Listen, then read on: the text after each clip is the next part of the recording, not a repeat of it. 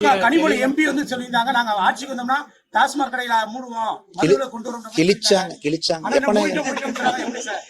கனிமொழி அவர்கள் நல்ல ஒரு மனநிலை மருத்துவரை போய் பார்க்கணும். நல்ல மருத்துவரை போய் பார்க்கணும். அவருக்கு இந்த 15 வருஷம் வீடியோல கனிமொழி அக்காக்கு போட்டு காட்டணும். இந்த சில படத்துல பாத்தீங்கன்னா, ஏதோ ஒரு படத்துல பார்த்தேன், இந்த காலையில ஒரு உயிர், நைட்டு ஒரு உயிர். ரெமோ, அம்பியன், அம்பி, அன்னியன் ஒரு கேரக்டர் அப்பப்ப மாறும். அந்த கேரக்டரா கனிமொழி அக்கா மாறிட்டாங்க. தேர்தல் வரும் பொழுது டாஸ்மார்க்க மூடுவேன், தேர்தல் நடந்து முடிந்த பிறகு எஸ்கேப்பு, அதன் பிறகு 5 ஆண்டுகள் கழித்து திமுகவினுடைய தேர்தல் வாக்குறுதி குழுவினுடைய தலைவி, நீங்க 2021 கொடுத்த வாக்குறுதியினுடைய வெள்ளை பேப்பரை கொடுங்கன்னா சிரிப்பாங்க, அதை பத்தி பேச மாட்டாங்க. அதனால கனிமொழி அவர்கள் எப்படி பேசுறாங்கன்னே தெரியல. அந்நியனா பேசுறாங்களா, அம்பியா பேசுறாங்களா, இல்ல ரெமோவா பேசுறாங்களான்னு தெரியாது. மாறி மாறி பேசக்கூடிய அரசியல்வாதியாக அருமை அக்கா கனிமொழி அவர்கள் இன்று மாறி இருக்கின்றார்.